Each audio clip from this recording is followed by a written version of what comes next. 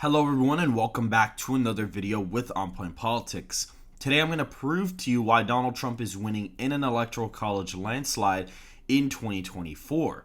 Make sure to hit the like button and subscribe to the channel if you want more content just like this. And so essentially, as of right now, we see the former president is really gaining in some of these deep blue states here and is sweeping the rest of the Rust Belt and the Sun Belt states while holding his 2020 states very easily, actually.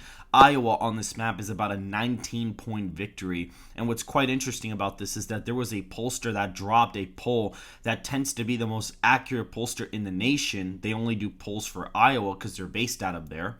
But it was a plus 18 poll that just came out 2 weeks prior to my forecast right now. We see states like New Jersey fall under 3 points in my latest forecast.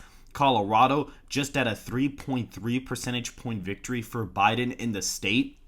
New Mexico just got over a point victory for Donald Trump in my forecast. Donald Trump is currently winning the national popular vote by 7.7 percentage points as of right now. As we can see here, I have 3 different models which I will go more in depth into in the next video. I average out Gold Crown Politics' margins, and basically what I do is I basically have my margin here. I subtract where the NPV would be. So this is the estimated nonpartisan leaning of every single state and where they're going to trend this year, and then I basically adjust the popular vote for pretty much wherever I think it's going to end up going.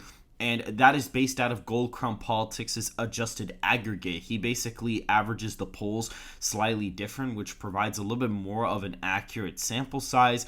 We have a underestimation of Donald Trump of plus 4.5 percentage points, which gives us a popular vote of plus 7.7%, being the most likely to occur as of right now. We see Donald Trump here is leading by 4.9% in the RCP aggregate. That is huge. He has not had a lead like that all the way since back in November when he led the national aggregate by about 6 points and led it by about 5 points here in the beginning of January. He kind of lost a little bit of that lead starting January 18th, but this was the last time he was actually leading by this much. But Trump's vote share was slightly lower. Now he's at 42. Biden just fallen all the way down to 37.6%. Like, guys, how is an incumbent president? How are they going to tell me that an incumbent president right now could win the election when he's polling at 37% nationwide? That is absolutely embarrassing for the incumbent Democrat Party. And just to give you guys an idea of what's happening here, we actually see that as of right now, we have Wisconsin at 9.8% for Trump. That's the margin that we have for the former president in this state. Now, what's interesting is we actually conduct our own state and national polling here, which I'm about to touch on my Wisconsin poll that I recently did with SoCal Research. But before we do that, I would like to remind you guys that these polls are actually not free, and we do actually have to pay for respondents to answer these polls. We are currently crowd raising for our Virginia state poll, since we do have Donald Trump winning the state by about a point and a half or so. We do want to conduct a poll and see what's going on there. So if you guys would be able to donate to this, it's about a $500 goal. Someone's already donated about $25. If you guys could go ahead and donate, I would greatly appreciate the support as of right now. We really need to crowd raise for these polls because they actually take up a lot of monetary income in order to produce, and we are trying to pull as many states as possible to get a better picture of where everything is right now. And Virginia was highly requested from our inner circle. And so just to keep going here, we actually see, right, if we look at the crosstabs for the Wisconsin poll, we see that Donald Trump leads Joe Biden by about a percentage point in this poll. Now, granted, it's a pretty low sample poll, only 500 voters, but we get a clear picture of what's going on here.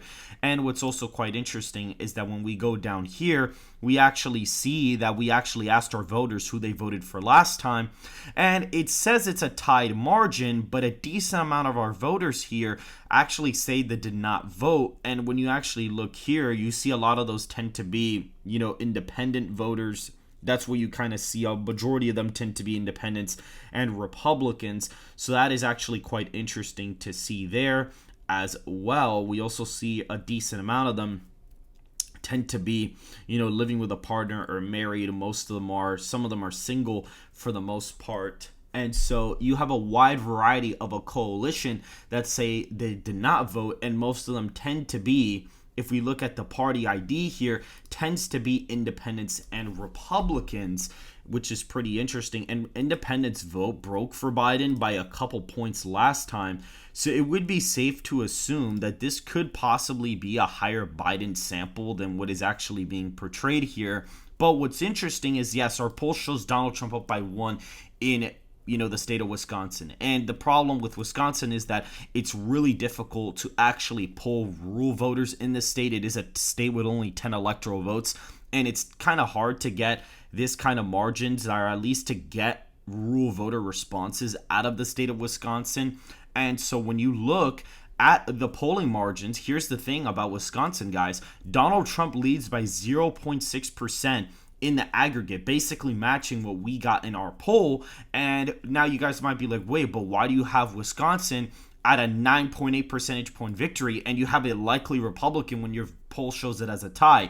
Here's the thing, guys. The state of Wisconsin has historically bad polling errors because of undersampling of those rural voters under the Trump era. Essentially, we see Biden led by 6.7 percentage points on RCP. He won by 0.7. That's a 6-point miss. Here, Clinton led by roughly the same amount, and Trump actually ended up outperforming by 7 percentage points.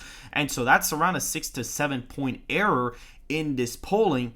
And when you look at our poll, we have Donald Trump winning the state of Wisconsin by a point. So if you were to apply that error of 6 to 7 points, you would get around a 7 or 8 point victory in the state of Wisconsin. And this polling error has happened literally at the dot exactly twice.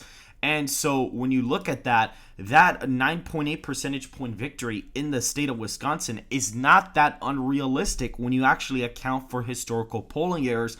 And with our polling data, it basically all lines up to Donald Trump winning the state once again by a pretty decent amount. And we are finding the same issues that other pollsters have had to have deal with, which is finding, rural voters. And we had to weigh the sample quite heavily to even get a pretty representative sample out of the state of Wisconsin. We even see from other pollsters that there are margins of +7 in the state of Wisconsin, which is pretty close to what this is. And they actually weighed for the 2020 election as well, so that's also pretty interesting there. And we see state of California just above 15 points for Biden. We see Illinois actually drops under the likely margin. It's actually a lean Democrat state now in my forecast. Minnesota is a 4-point victory. Maine at large is a 3-point win now. We see New Mexico at just a single point. We see New Hampshire at 3.1 percentage points for Donald Trump. We see the state of Virginia at 2.2 percentage points. Oregon drops below the likely column now at just 4.4% now. New Jersey is under a 3-point race. Republican internals show the state as Donald Trump leading it. Again, those are Republican internals, so they may be overestimating him, but that is what those are showing right now. And we see Michigan at an 8.7 percentage point victory.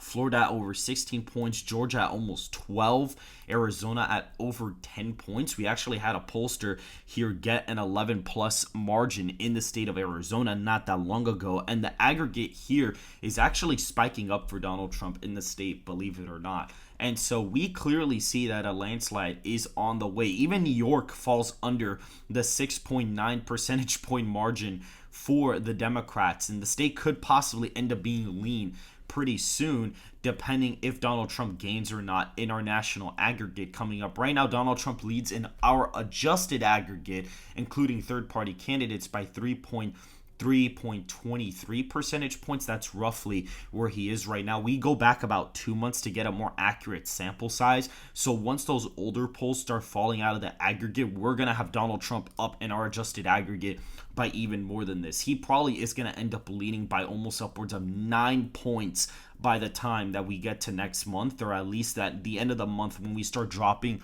polls from our aggregate, that's definitely going to be something very, very interesting. And I cannot wait to conduct another national poll. That's going to be really fun to do as well, to get a better picture of where everything is standing at. And yeah, guys, that's basically it. I just kind of wanted to come on here and prove to you that Donald Trump is winning in a landslide. You can look at this on the aggregate. You can look at it in approval ratings. Incumbents tend to perform around their vote share in their approval rating as well. Clinton underperformed due to high third-party turnout, which is the same thing that's happening this year to Biden. And Biden was not at 46, 50, 49.5% or 54. He's sitting at like in the high 30s in approval rating. He cannot afford, I'm going to outperform my approval rating by 2 or 3 points, which that doesn't even happen. Usually candidates end up outperforming it a little bit over a point at most. And so we see here, even in approval ratings, obviously now this says, it's only a 1 point difference, but when you actually look at the differential, it's like a 4 point difference now after the debate, which is absolutely crazy. It's literally a 4 point difference. And then when you add in third-party candidates, it's even worse.